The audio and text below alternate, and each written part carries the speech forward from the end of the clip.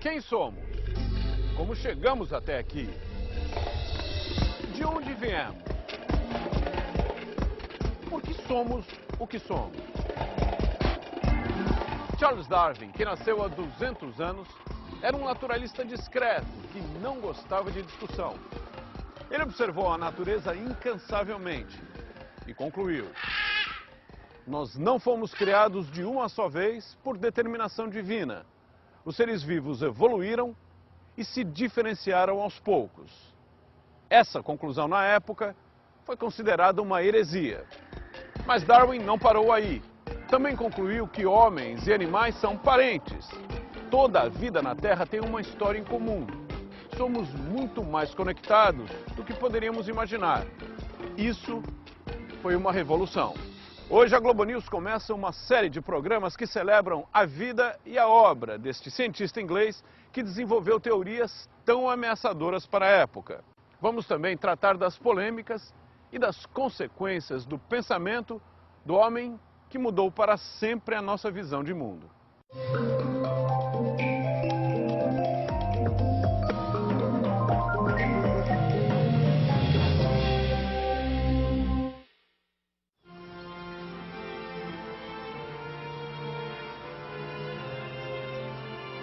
Esta casa é um antro de subversão. Ou foi 200 anos atrás, quando aqui viveu, pensou, trabalhou e teorizou um cientista britânico chamado Charles Darwin. A casa, na região de Kent, leste de Londres, entrou para o patrimônio histórico inglês. Subversão, sem dúvida, porque foi nesta casa que Darwin organizou suas ideias. Ele subverteu a noção predominante na época, e promovida sobretudo pela Igreja, de que o mundo, a vida, tudo havia surgido de uma vez só. Os homens e os dinossauros, as minhocas e a jabuticaba, tudo tinha surgido de uma só vez, por criação divina. Segundo Darwin, não foi bem assim. As espécies, animais e vegetais, se desenvolveram ou evoluíram a partir das células mais simples. E nos últimos 4 bilhões de anos foram se adaptando às condições em volta. Algumas espécies não aguentaram o tranco e desapareceram. A maioria, na verdade, sumiu. Outras se ajustaram ao clima, ao ambiente e estão se reproduzindo até hoje. Da mais recente orquídea ao antigo tubarão. O ser humano é apenas uma entre as várias espécies neste processo de evolução.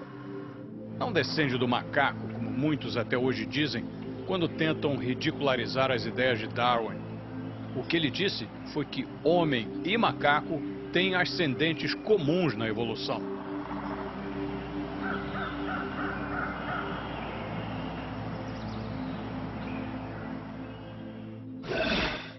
Janet Brown, da Universidade de Harvard, biógrafa de Darwin, comenta a reação exacerbada à teoria do ancestral comum, que ficou conhecida como Guerra dos Gorilas.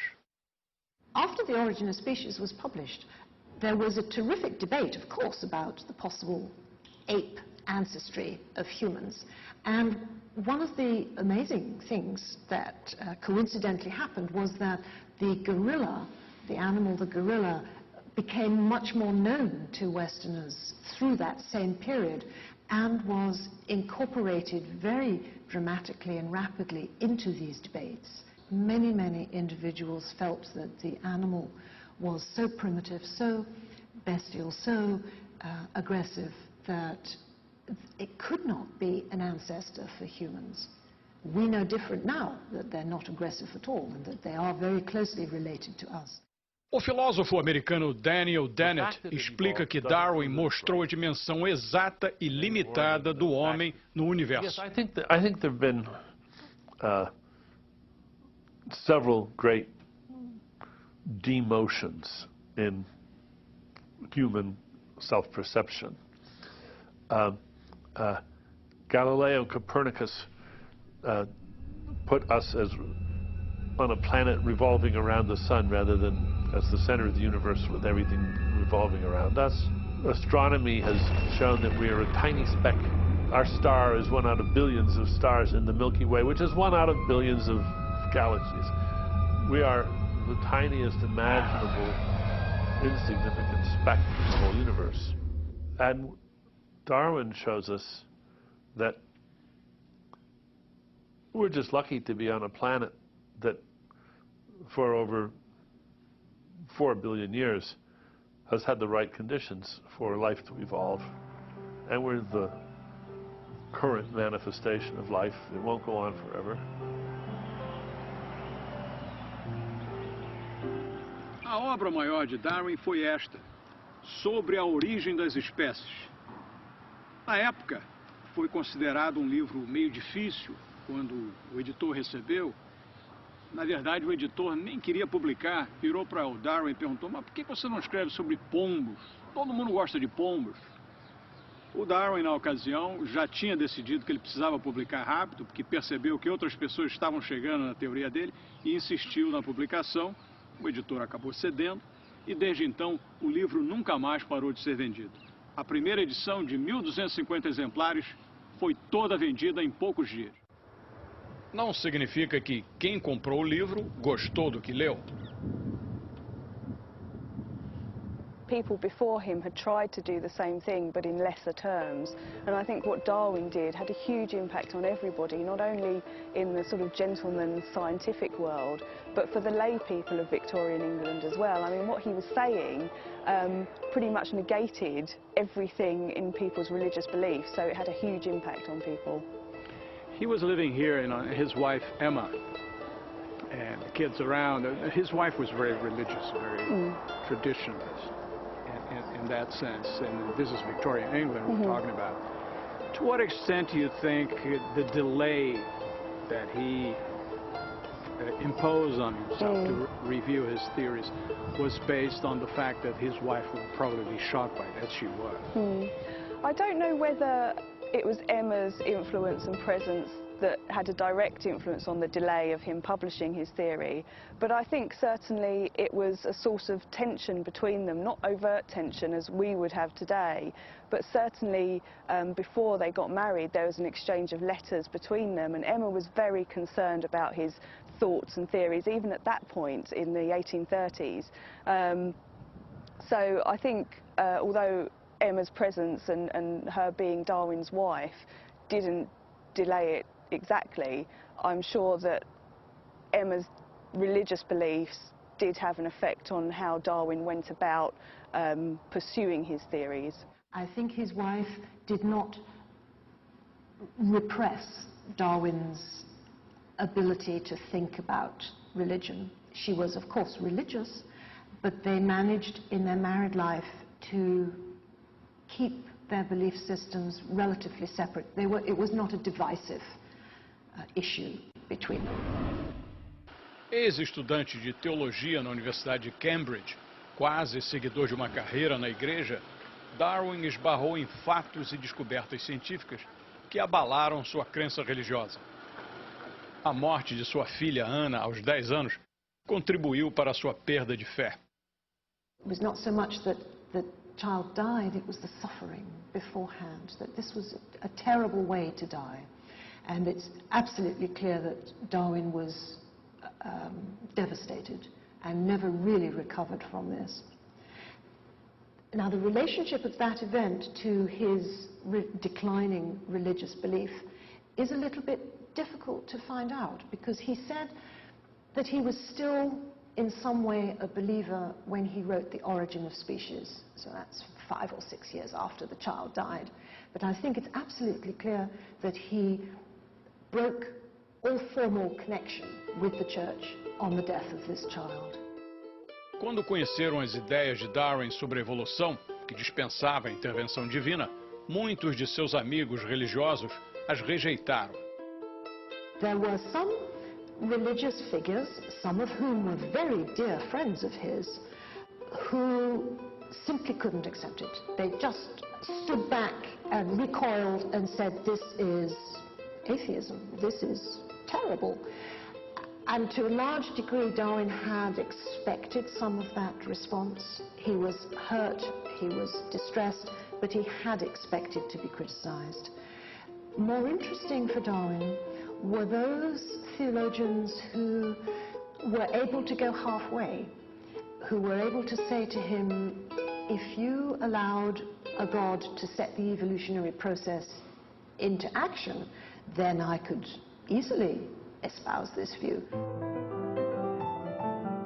Seu próprio mentor em Cambridge, John Henslow, professor de botânica que lhe ensinou tanto sobre a natureza, era um homem muito religioso. Cientistas que examinaram com detalhes as pesquisas de Darwin destacam a importância do trabalho minucioso dele durante muitos anos na coleta de dados sobre plantas e animais para poder fazer comparações. This is a tree collected in Bahia in 1832. He was under orders to collect everything, right? So he collected massive quantities of rocks, of animal skins, you know, bird skins, for example, plants, sent them all back to Cambridge in 4 large trunks. And to Henslow. So everything came to Henslow. Henslow then kept the plants for himself, and you can see these are actually, it means Museum of Henslow. This is a single genus called Scalesia, and this one, for example, was named Scalesia after him, after Darwin. So that's Scalesia darwinii. Yeah. And these are first collected by Darwin. And what Darwin did when he went to the Galapagos, because he knew that Henslow was interested in the plants that were unique to oceanic islands, like the Canaries is one area, Cape Verde Islands was another, he collected everything in flower on the Galapagos. So he made a special study of the Galapagos. And it was seeing this range of material, which is all one genus, and you can see how different it is. And they come from different islands too, you see. James Island. Unfortunately, we, in our arrogance, renamed all the islands of the Galapagos. British names. This is Santa, yeah. And they're all named for admirals in the British Navy. Galapagos was an eureka moment for him. No, I don't think he had a eureka moment. Darwin wasn't that kind of person. Darwin was a meticulous collector of everything. And what he was thinking about when he saw this was the patterns of variation he was seeing. What Darwin gradually realized was, well, maybe these things are not varieties, maybe they are incipient species, new species emerging. The Darwinian view of the world is to look at it this way, in which it's branching up into the classic tree way, in which, you know, from the ground as a single thing growing and the branches growing upwards. Este material daria sustentação sólida às suas conclusões de que a natureza é uma guerra entre espécies, vegetais ou animais, e que as mais fortes e mais adaptáveis são as que sobrevivem. Quando as espécies se reproduzem, fazem cópias de si próprias, nem sempre idênticas, pois ocorrem mutações ou desvios que criam variedade. Darwin chamou isso de seleção natural. Chegar às conclusões de Darwin em meados do século XIX, com conhecimento limitado sobre o assunto na época, foi nada menos do que revolucionário.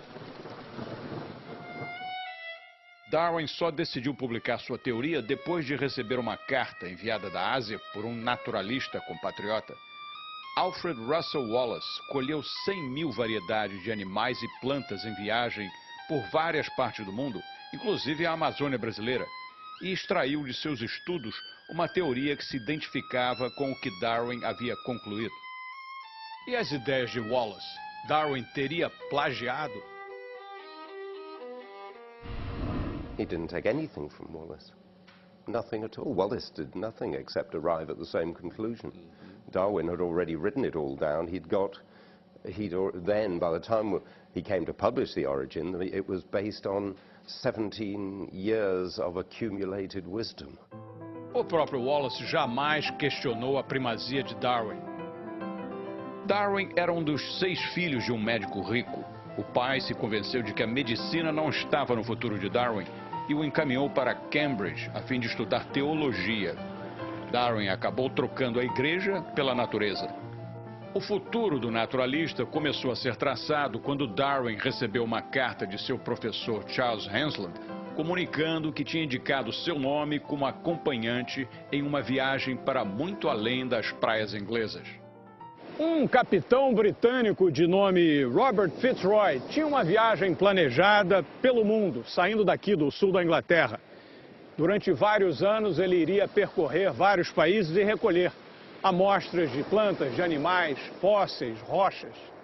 O excêntrico Fitzroy, que tinha 23 anos, contratou então Charles Darwin, que tinha 22. Depois ele diria que contratou Darwin porque gostou da forma do nariz dele. De qualquer maneira, os dois que estavam a serviço da grande potência científica da época, a Inglaterra ou o Reino Unido, partiram em viagem a 27 de dezembro de 1831, a bordo do navio que iria se tornar famoso, o Beagle.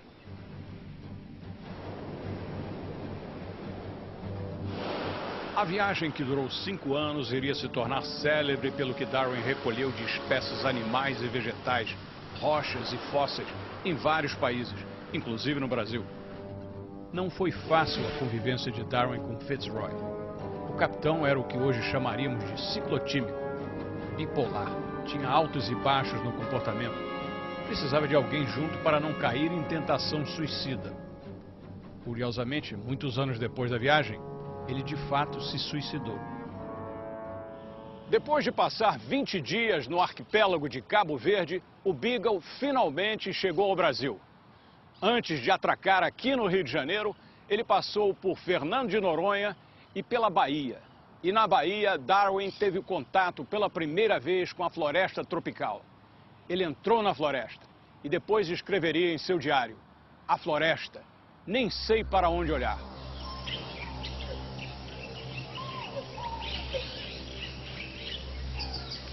Ele nunca tinha saído da Inglaterra, né? E é a primeira vez que ele vem aos trópicos. Ele já tinha lido a obra do Humboldt, estava relendo de novo também. E ele fica completamente abismado com o que ele vê. Ele para ele escutar a chuva. Ele nunca viu nada igual. As cores são completamente diferentes. As epífitas, as plantas que mais chamam a atenção na passagem dele aqui também no Rio, né? Já que bromélias são plantas só do continente americano, né?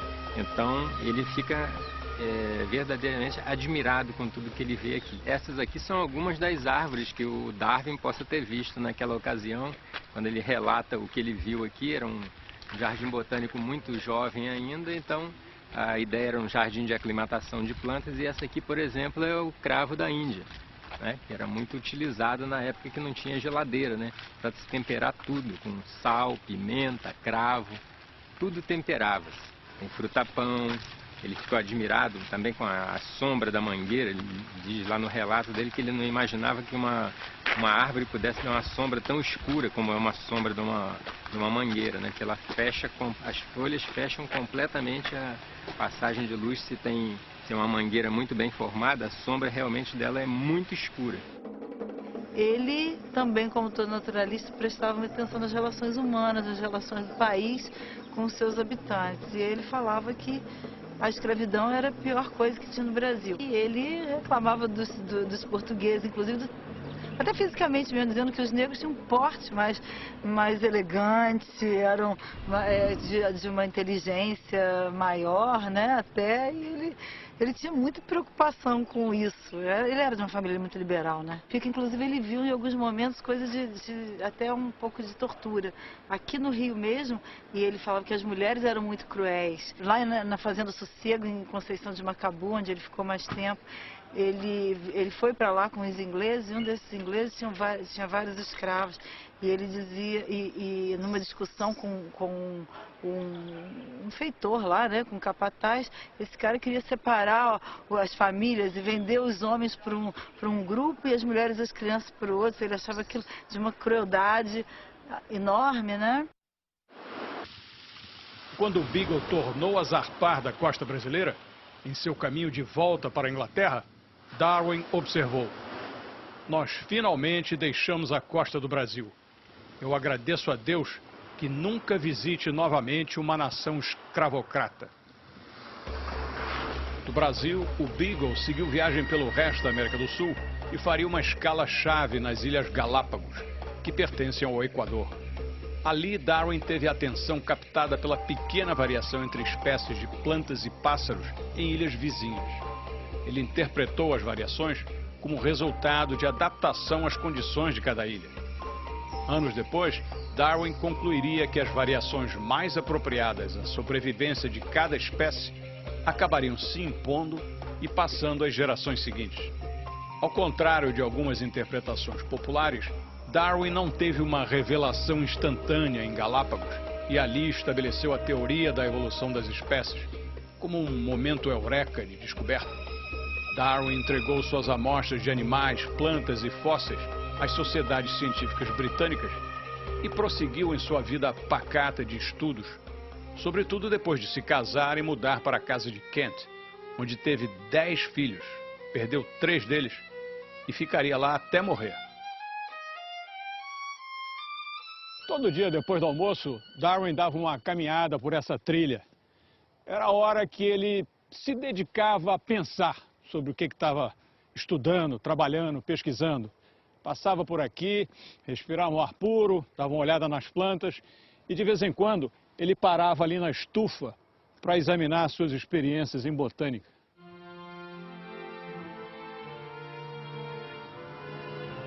Em Kent, Darwin percorria o jardim, onde gostava de lidar com plantas e minhocas. Sim, adorava minhocas.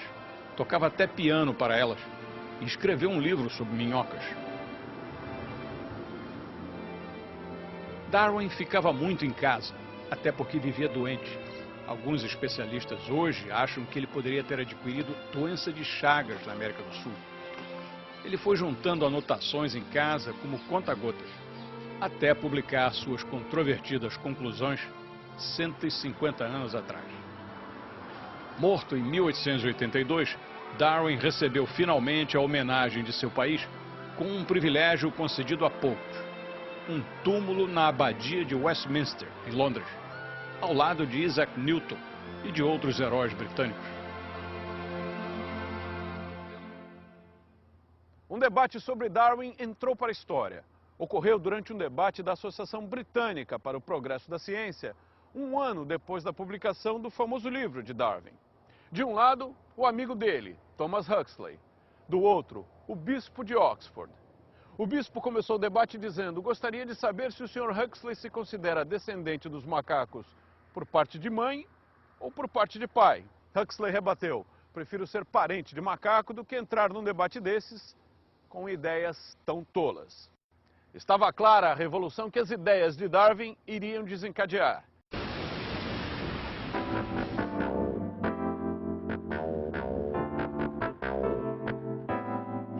Por que a asa de um morcego e a barbatana de um peixe-boi são tão parecidas? Por que besouros marrons se reproduzem mais do que os verdes? Como é possível que um molusco seja antepassado dos dinossauros e dos homens? É o que você vai ver aqui na Globo News em mais este programa sobre Charles Darwin, o naturalista inglês que desvendou os segredos da natureza, da origem de todas as espécies e fez a igreja tremer quando afirmou que o homem é apenas mais um dos animais que povoam a Terra.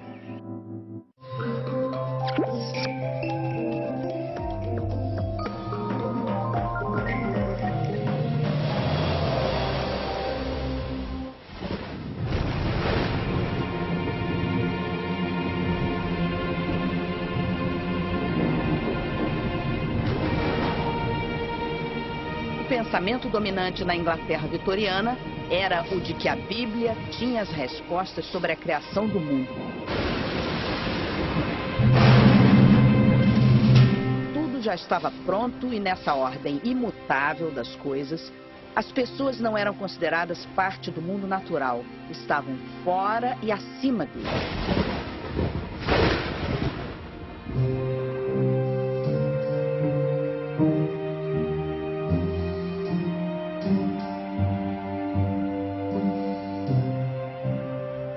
Mas no início do século XIX, vários naturalistas europeus estudavam plantas e animais e especulavam sobre uma origem material para a evolução. Entre eles, o avô de Charles Darwin, Erasmus, e o francês Jean-Baptiste Lamarck, autor de uma primeira teoria da evolução. Só que os estudiosos da época não conseguiam explicar claramente como a evolução acontecia. A grande ousadia de Darwin foi enxergar a natureza como senhora da vida e destronar o ser humano do papel central que ele ocupava. Afinal, os ancestrais da humanidade nada mais eram do que moluscos acéfalos que evoluíram pelo mecanismo da seleção natural e também sob a pressão constante da luta pela sobrevivência às adversidades do meio ambiente. Ao estudar os fósseis, Darwin constatou que as espécies que habitavam a Terra num dado momento não eram as mesmas que existiram no passado, embora fossem semelhantes. A seleção natural é a base da teoria da evolução de Charles Darwin e explica como estruturas simples evoluíram por milhões de anos até se tornarem seres complexos como os dinossauros. O conceito de seleção natural, ele explica a origem das espécies, como é o famoso título do livro do Darwin de 1859, sem nenhuma referência a alguma entidade sobrenatural. Ele explica mecanicamente como uma espécie pode se transformar em outra, como populações de seres vivos, de espécies biológicas, com o passar do tempo, com as mudanças de condições ecológicas e ambientais, pode se transformar em outras espécies. Mas por detrás da seleção natural existe o conceito adaptação evolutiva. O que seria isso? As espécies, numa determinada população de um determinado animal ou de uma determinada planta, existe uma variedade de algumas espécies que têm características diferentes e que, sob diferentes pressões, estas características podem ser vantajosas para que as espécies sobrevivam em caso de ocorrer, por exemplo, uma falta de água, uma mudança do clima. Então, a seleção natural é aquela que seleciona esses indivíduos mais adaptados às diferentes condições do ambiente. Para que a seleção natural aconteça, são necessárias 3 condições, segundo Darwin. Há uma luta pela sobrevivência entre os indivíduos, porque a quantidade de recursos disponíveis pode ser menor que a requerida para que todos os indivíduos possam se manter e se reproduzir. Existem variações dentro de uma mesma espécie e não há 2 indivíduos exatamente iguais. Frente a uma mudança ambiental, certas características de uma dada população podem favorecer mais a capacidade de reprodução e, portanto, de sobrevivência desse grupo. Dentro do princípio da hereditariedade, indivíduos produzem descendentes que tendem a se parecer com seus pais. Assim, indivíduos que nascem com uma característica que facilite a adaptação a um novo ambiente tenderão a transmiti-la para as novas gerações da espécie.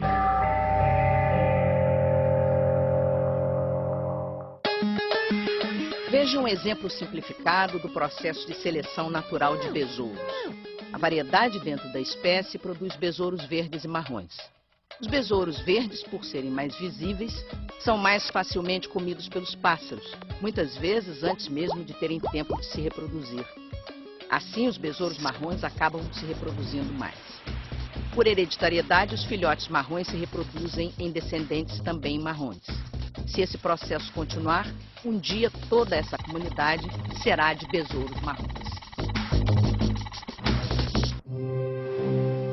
As principais ferramentas para o naturalista Darwin desenvolver seu trabalho foram inicialmente a botânica, a zoologia e a geologia, que o acompanharam nos 5 anos da expedição do navio Beagle. Darwin havia deixado um país onde se acreditava que a Terra existia apenas há 6.000 anos. Ele trouxe para casa na Inglaterra a crença de que o mundo era muito mais antigo, baseado na investigação das formações geológicas.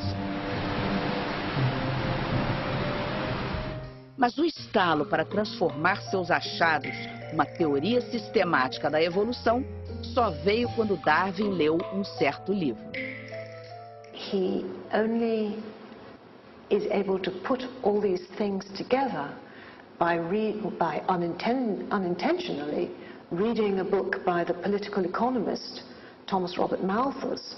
In Malthus's essay on population was the statement that populations always increase and the food supplies never increase as rapidly as the population, so there will be a crisis point, and those who are best equipped to survive will be the ones who survive. And that's the nub of Darwin's theory of natural selection. Darwin percebeu que animais e plantas também podem ser vítimas de pressões populacionais. Daí a sua conclusão. Indivíduos adaptados ao ambiente têm maior probabilidade de sobreviver, se reproduzir e passar as suas características aos seus descendentes. Darwin percebeu que havia um grupo específico de pássaros com tamanhos, cores e bicos diferentes. Os pequenos tentilhões variavam de acordo com as condições do clima e da qualidade das sementes e frutos com que se alimentavam. Darwin não despertou logo para a importância do seu achado. Só depois, na viagem de volta, foi que se deu conta que, provavelmente, os 14 tipos de tentilhões poderiam derivar de uma mesma espécie. Mais tarde, as diferenças entre os bicos indicariam que um grupo de tentilhões maiores vivia em ilhas mais secas e só se alimentava de sementes mais duras, enquanto outros de tamanho menor faziam ninhos em ilhas mais úmidas e com muito mais comida. Veja, por exemplo, o que aconteceu com esses 3 mamíferos. A asa do morcego, a pata da toupeira e a barbatana de um peixe-boi compartilham semelhanças. A partir de um mesmo ancestral, cada um se adaptou de acordo com o meio em que vive.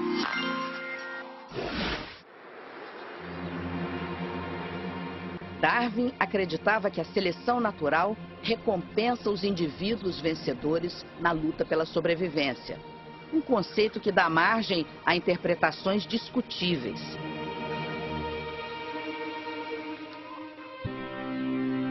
O biólogo Ricardo Weisbord lembra que a teoria de Darwin foi criada para ser aplicada a espécies biológicas e o ser humano é só mais uma espécie.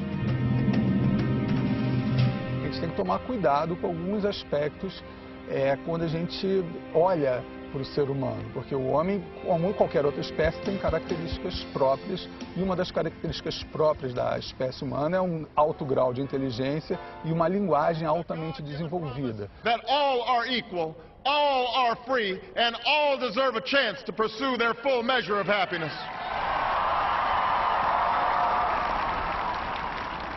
De uma certa forma, o darwinismo foi sim apropriado por algumas tendências filosóficas e políticas no sentido de mostrar que o homem branco, europeu, era superior em relação ao negro, ao não europeu de uma maneira geral, outras raças de uma maneira geral. E isso, do ponto de vista político e social, é muito perigoso e levou a verdadeiras atrocidades, como a gente está meio cansado já de saber. I think that Darwin's idea of evolution is actually very simple, but it's very easy to misunderstand. He sets it out very clearly at the end of chapter 4 in The Origin of Species. He says, if there's any difference at all between the individual members of a species at a time, then some of them will be more favored than others. They will be healthier, stronger, better equipped to have offspring than others, and so they will. And so those that are better equipped will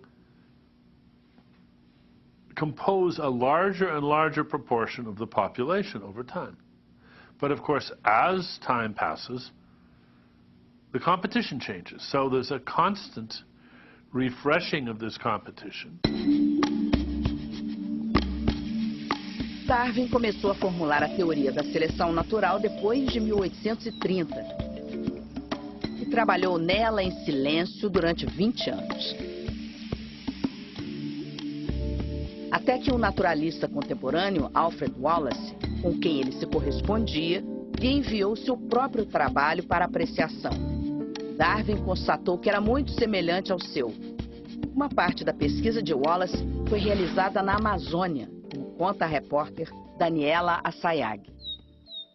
Wallace queria provar a origem das espécies. A ideia já era difundida na Europa, mas era apenas uma suposição, sem comprovação científica. Ele acreditava que na Amazônia podia estar a chave desse mistério.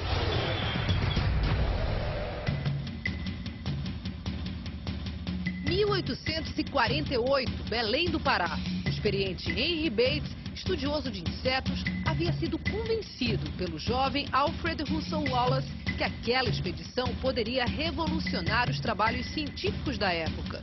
Na Amazônia, Bates e Wallace ficaram 4 anos, os 2 primeiros no rio Amazonas, entre Belém e Manaus. Em 1850 se separaram. Bates seguiu pelo rio Solimões e Wallace pelo Rio Negro. A percepção apurada e o talento para o desenho ajudaram na elaboração deste mapa, o primeiro da região, rico em detalhes. Wallace subiu e desceu o Rio Negro 4 vezes, coletando insetos, peixes e plantas. Ele percebeu que quando grupos da mesma espécie se afastam, eles começam a apresentar características diferentes. Isso aqui na Amazônia? Na Amazônia, ele observou isso principalmente com macacos ao longo do rio. Ele viu que quando a margem era mais afastada, populações de macacos de uma margem eram diferentes da população da mesma espécie de macacos da outra margem. Mas ele não tinha mais material para provar isso, porque todo o material que ele coletou aqui pegou fogo no meio do mar e afundou. Perdeu tudo. Só não perdeu, a única coisa que ele não perdeu foram as anotações que ele tinha no livretinho e alguns desenhos que estavam na cabine dele quando o navio pegou fogo. O próprio Darwin respeitava o Wallace como pesquisador. Eles se correspondiam e trocavam ideias. Somente hoje, mais de um século depois, Wallace está tendo reconhecido o seu valor histórico e científico. Quem veio primeiro, Alfred Wallace ou Charles Darwin? Cronologicamente, o Darwin, né? O Wallace nasce 14 anos depois do Darwin. Só que quando o Darwin recebe a carta de Wallace, ele reconhece as suas próprias ideias e essas ideias que ele estava elaborando por muitos anos e que pretendia publicá-las num livro. Então, nesse sentido, os dois, né, historicamente, como eles apresentam juntos, eles chegam juntos na formulação da teoria. É por isso que se diz que a teoria tem que ser chamada teoria, né, Darwin-Wallace ou Wallace-Darwin. Não exclusivamente Darwin. Embora a gente vá ver que o desenvolvimento da teoria feito por Darwin é muito mais profundo e muito mais extenso do que o próprio Wallace. A seleção natural, tal como descrito por Darwin, é um processo mecânico, não linear, e que tem como único objetivo a reprodução. No entanto, há fenômenos que também acontecem por acaso na evolução da natureza. O acaso é uma das questões mais difíceis, às vezes, de ser compreendidas pelas pessoas de um modo geral, pelos estudantes, por exemplo, quando estão estudando a evolução.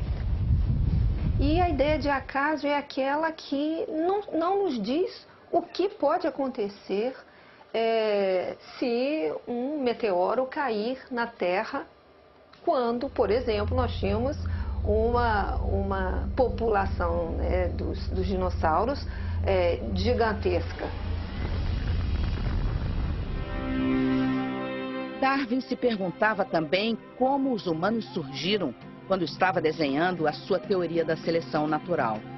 Seu argumento para a evolução humana surgiu no livro Os Ancestrais do Homem, publicado em 1871. Na época, havia poucos indícios fósseis sobre a nossa origem.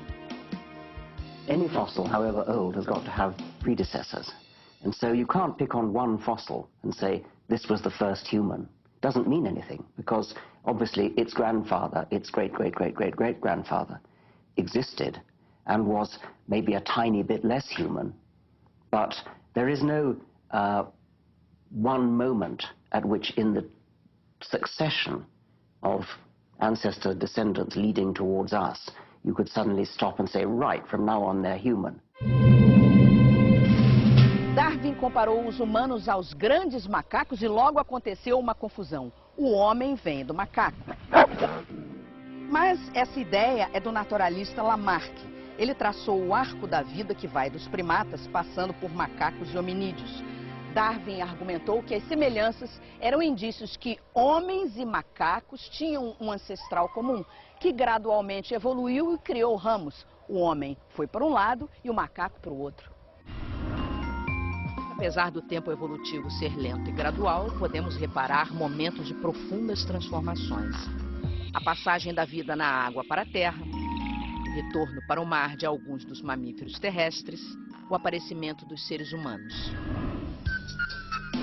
E assim se forma a árvore da vida, esboçada pela primeira vez por Darwin em 1837. Essa era a única ilustração que constava da primeira edição de A Origem das Espécies. Hoje, os biólogos acreditam que pode haver cerca de 100 milhões de espécies de organismos vivos na Terra. A árvore da vida representa a história evolucionária das espécies.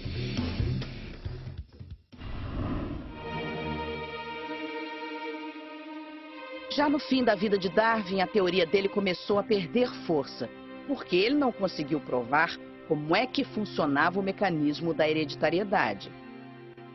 There were aspects that he got wrong, and genetics you pinned down the one major thing he did get wrong, that he accepted the genetics of his day, which was a kind of blending substances model. You had a certain amount of genetic substance from your father and a certain amount of genetic substance from your mother, and they were kind of poured together into you, so you ended up in some unexplained way intermediate.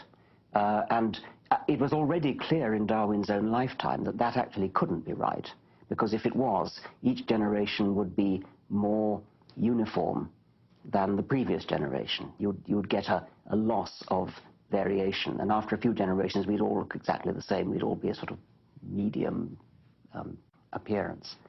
So something like Mendelian genetics almost had to be true, and that was discovered in Darwin's lifetime, as you know, but he didn't know about it. Suas ideias foram então consideradas como ideias especulativas, como uma teoria, mas não uma teoria que estivesse empiricamente sustentada, que tivesse fatos que pudessem comprová-las, mas mais do que isso, que tivesse um arcabouço teórico-metodológico para dar sustento a ela. E isso realmente ocorre, né, no final do século XIX. A genética é criada, é fundada a genética, e essa redescoberta de estudos feitos por um abade, né, o Gregor Mendel, vai trazer um novo direcionamento à teoria evolutiva. Darwin era contemporâneo de Mendel, que lhe enviou várias cartas nunca respondidas. O abade descobriu leis fundamentais da genética em seu próprio jardim. Ao fazer o cruzamento de variedades de ervilhas, Mendel percebeu que elas carregavam um fator que transmitia as informações hereditárias, como num código. Trata-se da molécula de DNA, presente em todos os organismos conhecidos. A evolução por seleção natural é um fato bem estabelecido. E a prova final veio com os estudos do genoma, né, humano e do genoma dos outros animais, que mostram como que os genomas são parecidos. Então mostra essa unidade da vida, um único ser vivo há 3 bilhões de anos, evoluindo e gerando todas as formas de vida que estão no planeta hoje. Podemos agradecer à seleção natural por sermos descendentes dessa criatura de 5 centímetros que viveu há 530 milhões de anos. O Picaia gracilens é considerado o mais antigo ancestral de todos os vertebrados e nessa categoria estamos você e eu. A inovação dele foi um cordão nervoso que corria ao longo do corpo, paralelo ao tubo digestivo. E por isso, ao que tudo indica, ao longo de milhares de gerações, a boca ganhou uma nova função. E isso explica por que beijar é tão bom.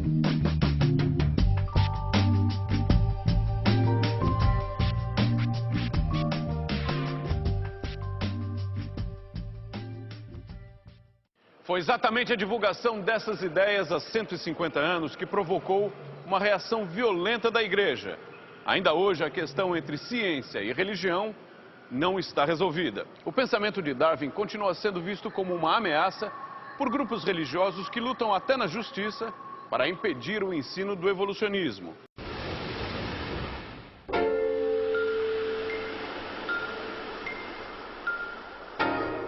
Ele não queria brigar com Deus, nem com os homens. Mesmo assim, 150 anos depois de publicar o livro A Origem das Espécies, Charles Darwin ainda irrita quem leva a Bíblia ao pé da letra. Isso porque ele concluiu, depois de muito pesquisar, que os seres vivos não foram criados por Deus de uma só vez. E publicou uma teoria que virou o mundo de cabeça para baixo. Muita gente ainda acredita que o universo foi feito em 6 dias e que a Terra não tem mais de 6 mil anos. Não levam em consideração as provas, em contrário que a ciência fornece quase todos os dias a partir do que Darwin descobriu. Hoje, a Globo News visita o quartel-general dos homens que combatem as ideias de Darwin e conversa com os defensores dessa corrente de pensamento. Mas antes é melhor relembrar o que Darwin pensava e como chegou à teoria da evolução por seleção natural.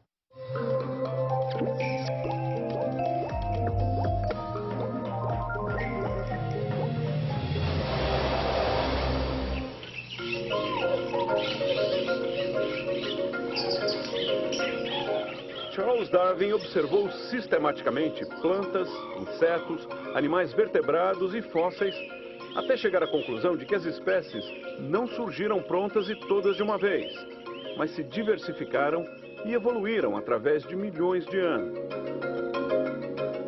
Estou completamente convencido de que as espécies não são imutáveis e que aquelas pertencentes ao que chamamos de mesmo gênero são descendentes diretas de uma outra espécie, já extinta.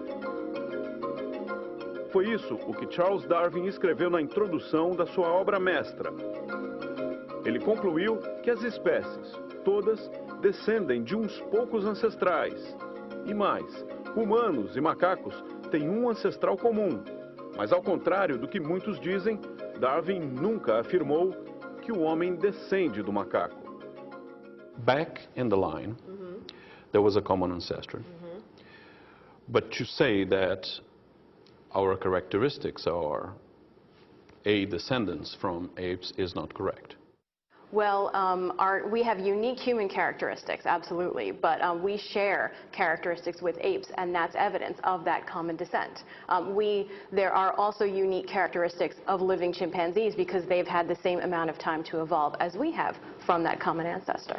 You have some skulls here. What do they tell you about our evolution? Sure, they tell us these are some skulls in time series that tell us that we evolved from somewhere sort of back here would have been the common ancestor of apes, modern apes and humans. And there are skulls that tell us that there was really mosaic. This will be a common ancestor. This is not a common ancestor. This is a human ancestor. So this is already on the line to humans. And this tells us that there are some mosaic characteristics that our ancestors shared that some are similar to modern apes and some are unique to humans. So you can see there are large canines here, which is a characteristic of apes, but you can tell from where the spinal cord goes into the skull back here. Right there. Exactly, that this was an upright walking being. A ideia de que o homem é apenas mais uma espécie, igual a tantas outras, e não obra da criação divina, batia de frente com as convicções religiosas da Inglaterra vitoriana. O próprio Darwin estudou teologia e no início da carreira era religioso. Na primeira edição de Origem das Espécies, em 1859, ele ainda dialogava com um Deus criador. Há uma verdadeira grandeza nessa forma de considerar a vida, que juntamente com todas as suas diversas capacidades, teria sido insuflada pelo Criador em poucas formas, ou talvez em uma única. O cuidado em evitar atritos entre visões de mundo que ele esperava poder conciliar não sobreviveu até o século XXI. Opositores ferrenhos de suas ideias criaram uma fortaleza anti-evolucionista, o Museu da Criação.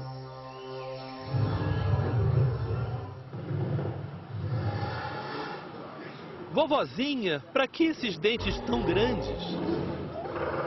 A pergunta seria cabível para esse precursor do lobo mau. O Tiranossauro Rex era a fera mais sanguinária e violenta da época dos dinossauros. Mas no princípio ele era bonzinho. Pelo menos essa é a opinião do cientista desse museu. Segundo ele, no começo dos tempos, todos os animais eram vegetarianos. Essa afiada dentadura era para poder comer frutos com casca dura. O Museu da Criação quer que a Bíblia seja lida não como metáforas de ensinamentos éticos. Para eles, a Bíblia é a verdade literal. Assim, Deus criou tudo em 6 dias há apenas 6.000 anos. Essa seria a idade da Terra. And God said, "Let the earth bring forth a living creature after its kind." And it was so. O museu cita o Gênesis do Velho Testamento. Para eles, Adão teria sido o primeiro ser humano, criado ao mesmo tempo que os dinossauros. Let us make man in our image. O museu mostra que a convivência entre dinossauros e as pessoas existiu, tudo na santa paz, apesar dos dentes. Mas o pecado original de Adão e Eva é que teria mudado tudo. Mortes, doenças, tragédias, sofrimento teriam surgido do fruto proibido, da desobediência, do sexo. I believe with the fall into sin, that original beautiful creation was severely damaged, and that's why we live a shorter period of time. I have survived 969 years, but my time is nearly over. Matusalém teria morrido com 969 anos. Adão com 930. A Arca de Noé também é mostrada tintim por tintim.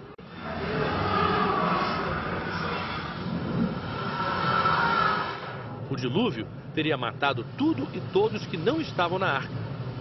Não é explicado por que tantos animais sobreviveram e os dinossauros, tão grandes e poderosos, desapareceram. Nesse museu é assim. Fatos que não são considerados adequados são descartados de acordo com a conveniência dessa crença. Um museu desse convence alguém? I think the majority of people that come through here are Christians and they want affirmation for their faith. They want to see that the evidence lines up with that, and we're here for them as well. Darwin, é claro, ao explicar o mundo em termos naturais, torna menos necessárias explicações sobrenaturais. E passa a ser um inimigo cujo pensamento precisa ser rejeitado por essa corrente religiosa. Corrente que entre os americanos é muito influente. Entre os países mais desenvolvidos, os Estados Unidos estão sozinhos como o único lugar onde a teoria de Darwin ainda é considerada controversa. O debate é feroz nesse início do século XXI, como foi no final do século XIX. Muita gente achava que o fundamentalismo religioso iria diminuir ou até mesmo desaparecer com as descobertas da ciência. Mas isso foi um erro. Pode-se mesmo dizer que foi um erro de proporções bíblicas. O Museu da Criação abriu no Kentucky em 2007 e custou 27 milhões de dólares. Tem a aparência de um museu de ciência e de verdade. Pode-se mesmo brincar de entrevistar um tiranossauro. 5 outros estados americanos estão construindo versões do mesmo. O efeito geral impressiona e atende a cerca de 1/3 da população americana que crê nessa Bíblia literal. Num país onde mais de metade das pessoas acreditam em fantasmas, não causa espanto que o criacionismo tenha recebido tanta atenção. A grande maioria dessas pessoas é cristã protestante. A Igreja Católica convive muito mais confortavelmente com a ciência e com a teoria de Darwin. O campo de batalha dessa guerra ideológica para uns, teológica para outros, acaba sendo as salas de aula. Por 3 vezes, Darwin e a teoria da evolução se viram envolvidos em julgamentos.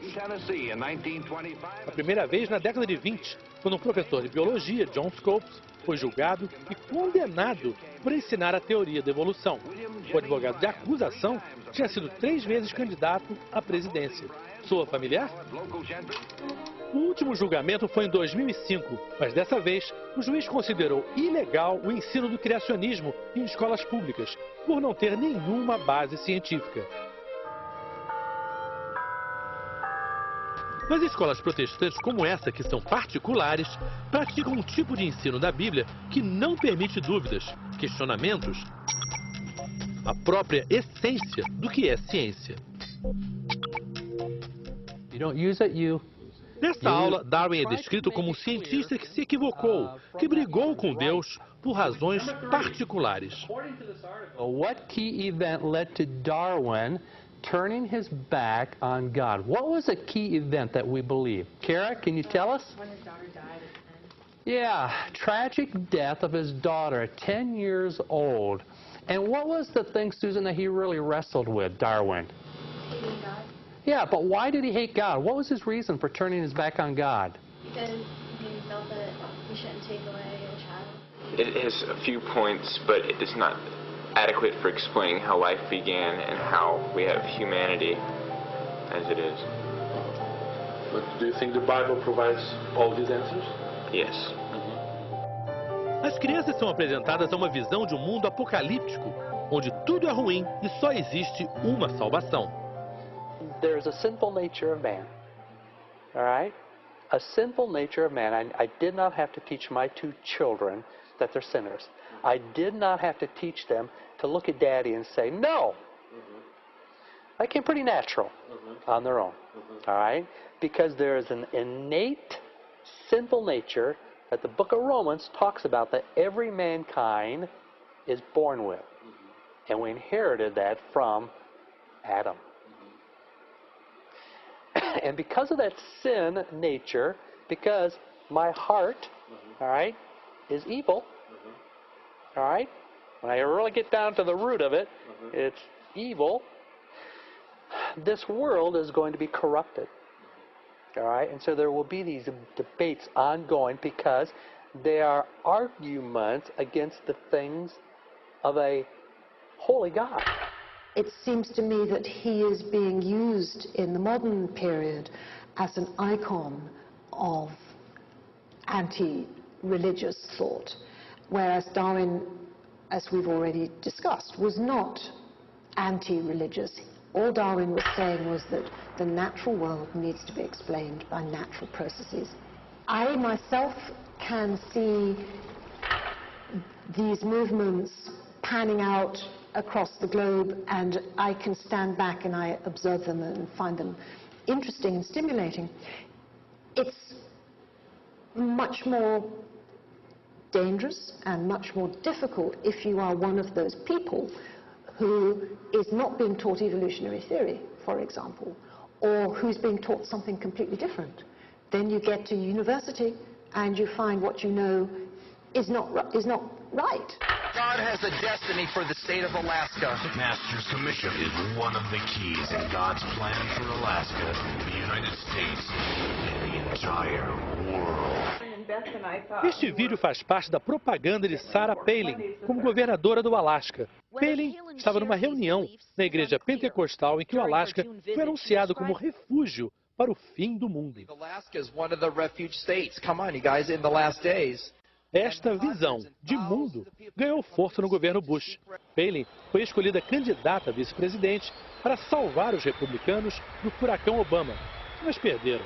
foram temporariamente extintos pelo eleitorado americano. Em muito menor escala, o criacionismo chegou ao Brasil, como mostra a repórter Beatriz Tillman. No Brasil, um país extremamente religioso, a necessidade de uma visão de mundo que seja compatível com a origem divina da criação cresce sem negar a importância da teoria da evolução. Nós viemos ao Instituto Mackenzie, uma das centenas de instituições confessionais do país, para ver, na prática, como coexistem criacionismo e evolucionismo. Nós temos uma visão criacionista do ponto de vista filosófico. Esse é o nosso fundamento filosófico. E ensinamos aquilo no que acreditamos. Como que a escola consegue conciliar a teoria do criacionismo com o ensino evolucionista? Se você pegar, por exemplo, o material de ciências do 7º ano, ele vai tratar da questão evolucionista. Ele vai trazer, veja bem, reconhecendo o ser vivo, vai tratar da questão toda. Vai tratar como? Mostrando a teoria de Darwin, né? Eles estudam Darwin. Então, todos os conteúdos que são trabalhados em qualquer escola, na nossa escola também é trabalhado. Mas nós nos reservamos também o direito de trabalharmos o criacionismo como algo que vem complementar. Uma das bases da biologia evolucionista, darwinista, é de que tudo isso que eu estou vendo aqui à minha volta, que é parte do mundo natural, apareceu por acaso. E nós não acreditamos nisso. Nada disso apareceu por acaso. Essa árvore aqui do meu lado, ela não apareceu por acaso. Ela é fruto de um Deus bondoso que criou essa árvore e tem propósitos na natureza que ele criou. Mas agora, não significa todo um movimento molecular que foi provado por ele, na teoria. Porque na teoria, não, o que foi comprovado teoricamente dentro do modelo científico, eu não vou brigar com isso, não é? Ninguém aqui vai negar o avanço da ciência nos últimos 150 anos. Não tem o porquê fazê-lo. Agora, a nossa grande dificuldade é que essa ideia ou esse conceito parte normalmente de uma base materialista naturalista, ou seja, não existe nada além disso. Só que em 2004, o que estava restrito às escolas religiosas atravessou uma fronteira perigosa.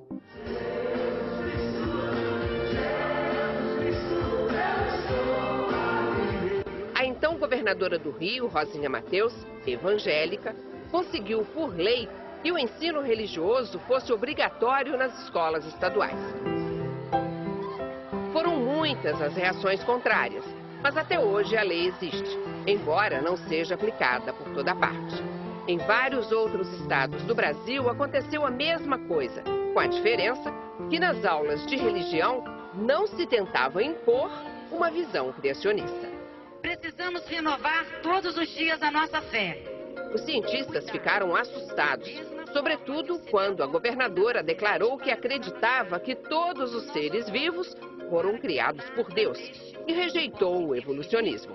A preocupação era que a porta de entrada para o movimento criacionista, de caráter político, estivesse aberta, como aconteceu nos Estados Unidos. As instituições particulares, como o Instituto Mackenzie, organizam encontros internacionais de criacionistas. O nosso silêncio, o meu silêncio, tem permitido o uso da ciência na catequese materialista das nossas últimas gerações. O darwinismo, ele enquanto se preocupa com a questão da microevolução, ou seja, que os seres vivos passam por um processo de adaptação no meio ambiente, é totalmente comprovado. Nós não temos absolutamente nenhuma dificuldade com isso. A nossa dificuldade é quando se extrapola essa ideia de que os seres vivos se adaptam ao meio ambiente como uma explicação para a variedade de seres que existe hoje no planeta. Aí nós entendemos que ainda estão por vir as provas, ainda está por vir a argumentação. A ideia da seleção natural, para nós, e das mutações randômicas, que são dois dos fundamentos do darwinismo, não consegue explicar, na nossa avaliação, essa variedade maravilhosa, a complexidade que a bioquímica tem revelado. Daí porque nós estamos sempre abertos para estudar outros paradigmas, como por exemplo do design inteligente, que é defendido inclusive por quem não é religioso. Que a Terra tem 6.000 anos, Arca de Noé, dilúvio, que os seres humanos teriam convivido com dinossauros. Vários cientistas religiosos têm dificuldade de aceitar essa parte da Bíblia e desenvolveram uma ideia chamada design inteligente. Basicamente o que eles dizem é que na natureza existem coisas complexas demais que só seriam possíveis através de um criador. Michael Behe é um dos principais autores dessa proposta. Em 2 livros, esse bioquímico diz que as moléculas, as células, são complicadas demais para terem surgido através da seleção natural.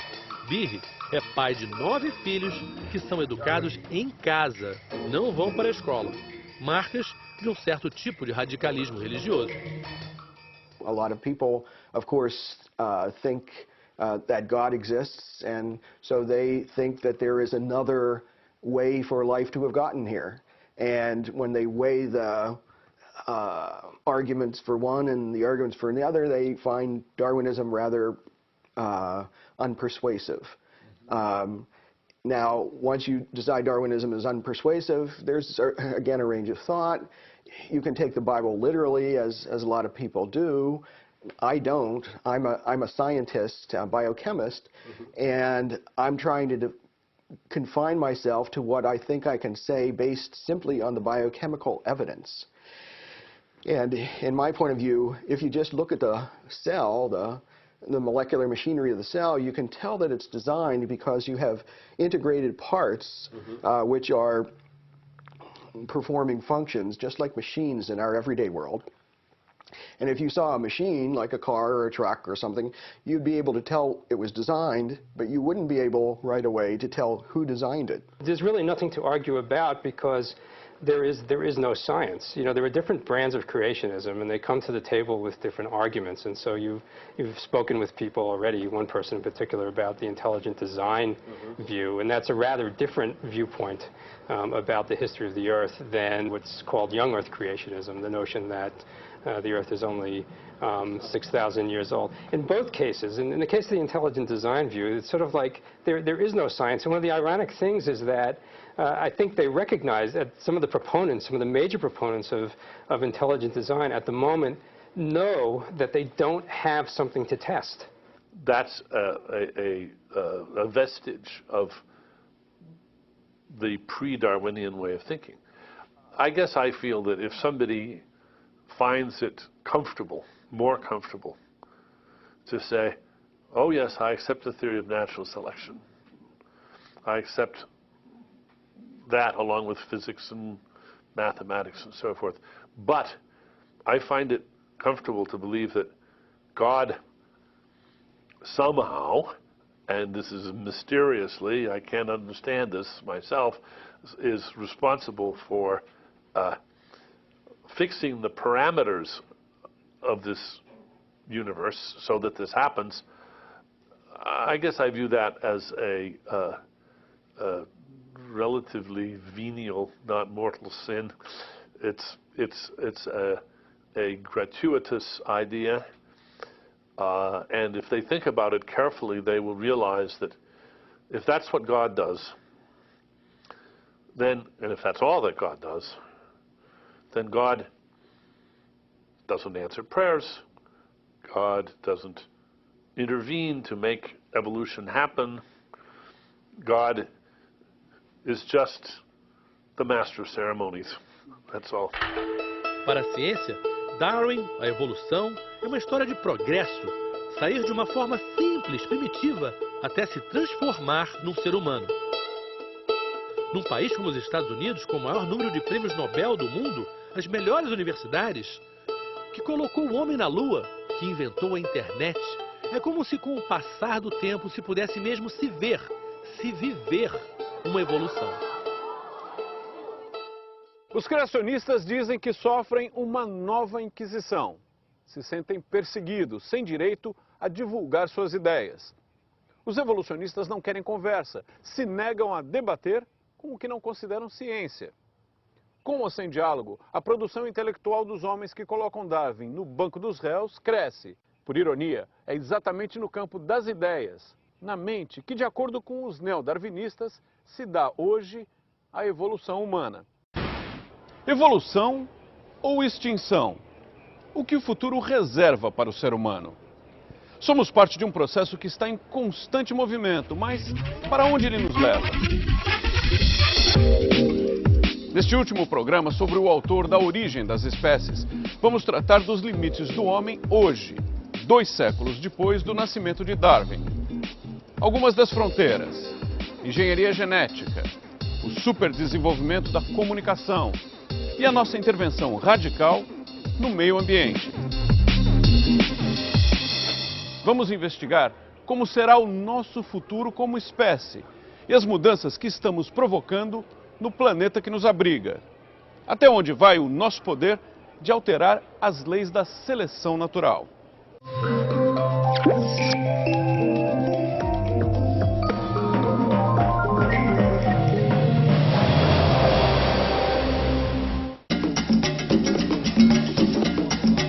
Se julgarmos só por nossa aparência, esse poder não é tão grande como imaginamos. Biologicamente, o homem de hoje se parece muito com aquele de 150 mil anos. Será que já paramos de evoluir? As I often say, if I were to get on the London Underground system in Camden Town, in London, which is where we now are, which is a fairly rough part of town, a lot of drunks and so on in it, and if a Cro-Magnon man, a very early modern human, was to come and sit next to me on the tube, I really wouldn't notice.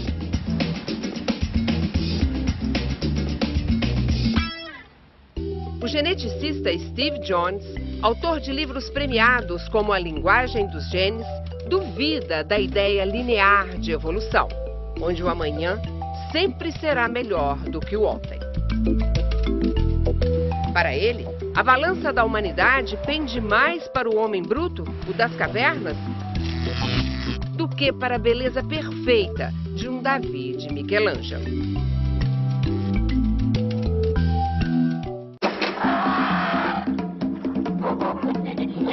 O homem das cavernas ainda nos rodeia. Aparece de relance quando nos olhamos no espelho. Ele está nos pequenos gestos de uns, na maneira de andar de outros. Mas uma diferença nos coloca 2 passos à frente deles: o cérebro desenvolvido. The thing which is perhaps most surprising about human evolution, modern human evolution, is that it hasn't really started. It hasn't really happened at all. If you look at the fossil record, you look at the brain size of our immediate ancestors and relatives, it gets relatively bigger and bigger and bigger, and we have a brain about 5 times bigger than one would expect, given the body size of any other primate. Okay, so we're pretty smart, I guess. O biólogo evolucionista Richard Dawkins também defende a ideia de que o cérebro desenvolvido foi o principal fator de nosso sucesso como espécie. Para ele, ao longo de milhares de anos, passamos por um processo da seleção natural, que canalizou a força do nosso instinto de sobrevivência para o processo criativo. In nature, one would set up goals to find a water hole, to capture a buffalo.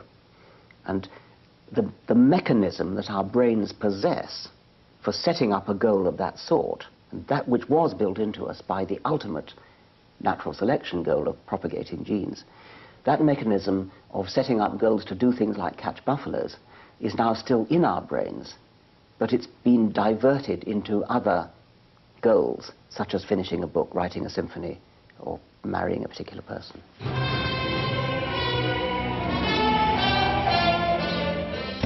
O neurocientista Richard Restak diz que hoje já é possível mapear a região que define por que somos o que somos.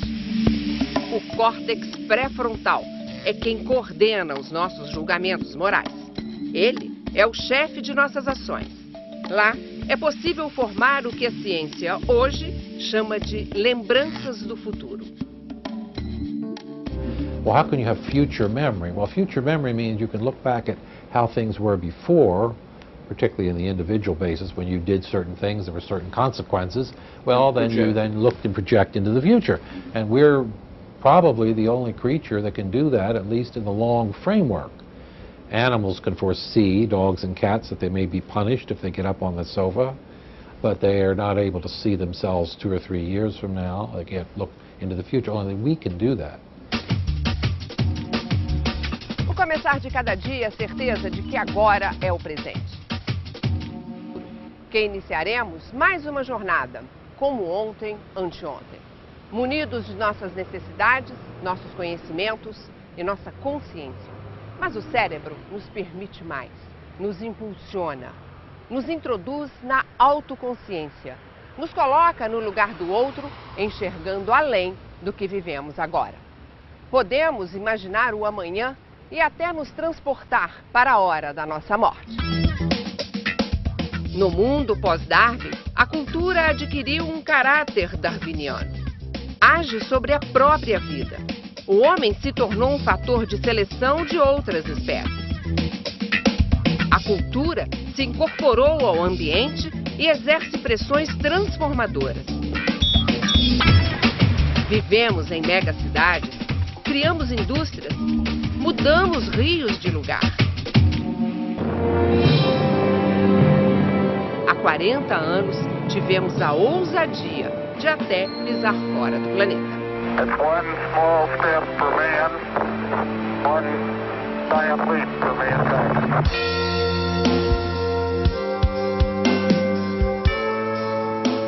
Será que esses grandes feitos nos dão o direito de acharmos que somos mais complexos? Que estamos prontos?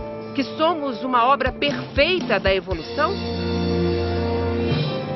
Quem é que diz que nós somos realmente mais complexos? Nós somos realmente mais complexos? Porque uma bactéria, eu poderia concordar que sim, nós somos, porque nós temos mais partes integradas do que uma bactéria. Mas quando você compara a gente com um golfinho, será que nós somos mais complexos? Esses animais têm um monte de coisa que nós não temos. A gente tende a achar que o que a gente tem é o mais importante. Mas isso é só uma preferência que depende do observador. Ao olhar para trás, parece impressionante ver o caminho que já percorremos. Driblamos as leis da evolução como nenhuma outra espécie ousou fazer. Quando a natureza nos colocou à prova, fomos capazes de domá-la. Se fomos castigados com nevascas abaixo de zero, construímos abrigo. Nos vestimos com peles de animais. Descobrimos o fogo. Se o problema era a falta de alimento, aprendemos a arar o solo e criamos a agricultura. Inventamos a linguagem, a cultura. Nos organizamos em sociedade. Fundamos o que conhecemos como civilização. Hoje em dia, eu diria que a evolução cultural é muito mais importante do que a evolução biológica para a espécie humana, para nós. E nós mesmos fazendo, quer dizer, por exemplo, a medicina basicamente ela permite que pessoas que há alguns séculos atrás certamente morreriam na infância, sobrevivam. Então, de uma certa maneira, ela está agindo como uma força que está bloqueando e eliminando os próprios efeitos da seleção natural biológica, né? A evolução cultural também faz com que a tecnologia, a cada dia, descortine mais e mais os mistérios que nos rodeiam. Alguns pesquisadores dizem que, em breve, deixaremos de ser Homo sapiens para atingirmos uma nova classificação. Seremos o Homo futuris? Essa evolução cultural é tão grande que permite, inclusive, a terapia gênica, permite a terapia de células-tronco, permite a medicina preditiva, permite a gente controlar esses aspectos fundamentais da biologia humana, permite reprodução assistida. Então, indivíduos que seriam estéreis, hoje em dia se reproduzem. Então, essa evolução cultural permite que a gente não só tenhamos essa capacidade de ser uma super espécie. Mais de 100 anos depois de Darwin, 2 pesquisadores, James Watson e Francis Crick, chegaram ao modelo da espiral do DNA. Um fato digno de um prêmio Nobel. Foi essa descoberta, seguida dos estudos genômicos, que puseram o selo final de verdade científica na evolução natural pensada por Darwin. Foi o que faltava para nos fazer conhecer a essência dos seres vivos. Num tempo muito curto, avançamos da ovelha Dolly às terapias com células-tronco. Esta possibilidade de alterar geneticamente os indivíduos, esta intervenção muito mais profunda para controlar os rumos, vamos dizer assim, da humanidade, das sociedades humanas, elas têm consequências profundas, sem dúvida, no modo de como nos vemos no mundo, no modo de como nós vamos transformar as nossas relações humanas, né, para o futuro. Ou seja, aquilo que parecia uma ficção, ela está cada vez mais se aproximando de nós como possibilidades, não só possibilidades terapêuticas para tratamento de doenças, mas certamente como possibilidades inventivas de alterar as estruturas biológicas humanas. Recentemente, médicos ingleses anunciaram uma nova técnica de seleção genética. Usando embriões modificados em laboratório, foi possível implantar no útero apenas aqueles que não carregavam o gene responsável pelo desenvolvimento do câncer da mama e de ovário. Os pais decidiram pela seleção dos embriões porque dentro da família, nas 3 últimas gerações, várias mulheres tiveram o mesmo tipo de câncer. Para Darwin, o tempo da evolução era de milhões de anos. Sua teoria só foi comprovada através dos fósseis. Com eles, foi possível determinar as mudanças entre espécies a partir de um ancestral comum. Hoje, podemos ver a evolução acontecendo numa fração de segundos, algumas vezes dentro de nós mesmos. Existem coisas que a gente pode ver evolução quase em tempo real. Uma delas, por exemplo, é o vírus da AIDS. O vírus da AIDS, por causa do mecanismo de replicação dele, ele sofre mutações continuamente e então ele tem uma capacidade de se adaptar para o bem ou para o mal, né? Quer dizer, no caso, para a gente seria para o mal. The HIV virus is the most notorious example, of course. It keeps changing, very rapid, because two reasons. Viruses have a very quick generation turnover. They also carry very little baggage, as it were. They depend a lot on the organism they're living in for all the repertoire that one needs for living. They don't carry their own baggage along with them. And so they don't have to reproduce that from generation to generation, and they can just leave that and evolve in the bits that they need to evolve in order to avoid whatever it is we're trying to throw at them. Well, that's natural selection. That's evolution. Absolutely. In absolutely. In action. We can sadly watch it all too well. Commander Klingon vessel. We are energizing transporter beam. Now. Em mim, nesse momento, vivem 30 trilhões de bactérias. Se eu for teletransportado daqui para lá, que nem Jornada nas Estrelas, sem as minhas bactérias, eu vou morrer. Nós somos uma teia só. Então, a compreensão de que a humanidade faz parte de uma teia da vida, num sistema finito, coisas que o darwinismo é indispensável para que a gente possa entender, e que a tecnologia não é capaz de expandir essas fronteiras indefinidamente. Evoluir cientificamente, ter o poder de alterar as consequências da seleção natural. Conhecimento que hoje é prática comum mundo afora. O homem pode tornar uma espécie útil mais produtiva, fazê-la crescer em menos tempo e gerar herdeiros com características escolhidas. Será que esse é o caminho natural das coisas? Ou estamos adaptando a lei da evolução em benefício próprio? Somos apenas uma entre as espécies. Assim diziam as descobertas de Darwin. Mas estamos provocando um impacto comparável ao choque de um asteroide contra a Terra em termos de alterações ambientais. Tudo em um curto espaço de tempo.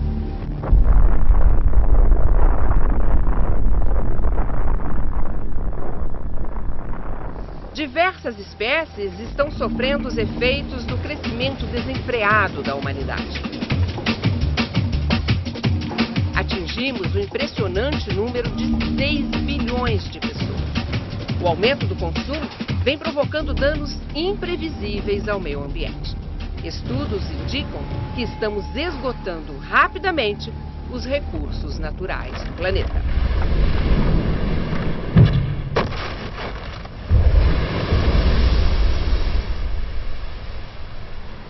The main difference between what's happening now and what's happened in the past in extinction is that this is immensely rapid, the extinction, and it's far more rapid than has ever been known in the past. We're putting too much pressure on too many species, and the more you do that, the more you unravel the environment of other species because they're so interdependent. O problema do aquecimento global, da mudança climática global, assim como de outras agressões ao ecossistema do planeta, porque agora nós já temos agressões globais, a degradação dos oceanos, a crise de água doce, a desertificação, a crise de biodiversidade e outras, elas afetam essa natureza da qual nós fazemos parte, aceleram a extinção das espécies e degradam os serviços que a natureza presta à humanidade. Então, nós devemos nos preocupar com isso por conta da humanidade, e especialmente dos pobres, que são as populações mais vulneráveis. E também, talvez, por amor a essa natureza da qual fazemos parte. Não por preocupações éticas com a natureza não precisa disso. Se a gente estragar muito, ela se livra de nós e depois está tudo aí outra vez, sem nós. Passado, presente, futuro. Não importa a época. Darwin permanece como sinônimo de revolução. Foi sua pesquisa que rejuvenesceu a ciência, principalmente a ciência da vida. E abriu as portas para uma nova maneira de olhar a natureza, os animais, nós mesmos.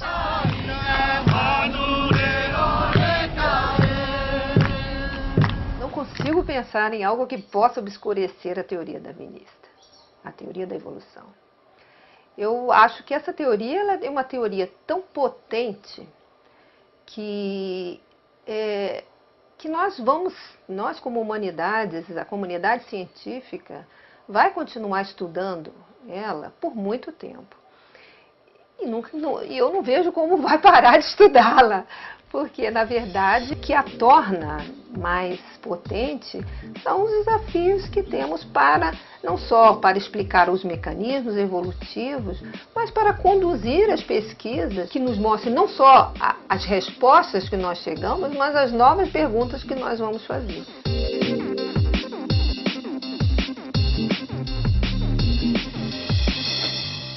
Yes, it's important to recognize that Darwin gets and deserves a great deal of credit as the man himself, as the biographical figure, and because it's his birthday, we're focusing on him. But it's the ideas, it's the theory that is really doing well. It's his brainchild that is really doing well, and of course it's evolved a lot since his day. Neo-Darwinism, neo-Darwinism is still very clearly one of his brainchildren, or one of his great-grandchildren. And it's doing very well indeed. Evolving. It's evolving, yes. É preciso completar a revolução darwiniana. Nós não caímos ainda inteiramente do pedestal. Isso é uma frase de Sigmund Freud, que o grande paleontólogo Stefan Jay Gould gostava de citar, que a humanidade cresce quando cai do pedestal.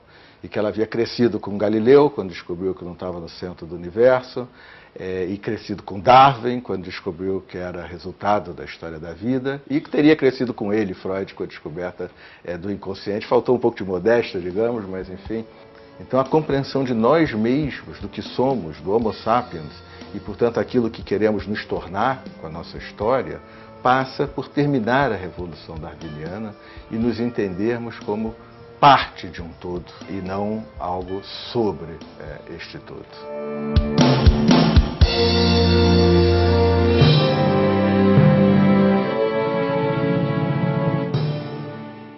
150 anos depois da publicação de A Origem das Espécies, o homem é mais darwiniano do que nunca. Se quisermos nos adaptar às mudanças que nós mesmos causamos, precisamos compreender a perigosa ideia de Darwin, a evolução. Ele mostrou que o ritmo da evolução é diferente do nosso ritmo de vida. E no final das contas, é a seleção natural quem decide quem deve seguir em frente ou não. Terminamos o nosso programa com um trecho do diário, onde Darwin escreveu: há uma grandeza nesta visão de vida, com seus diversos poderes tendo sido originalmente insuflados em algumas poucas formas, ou em uma só.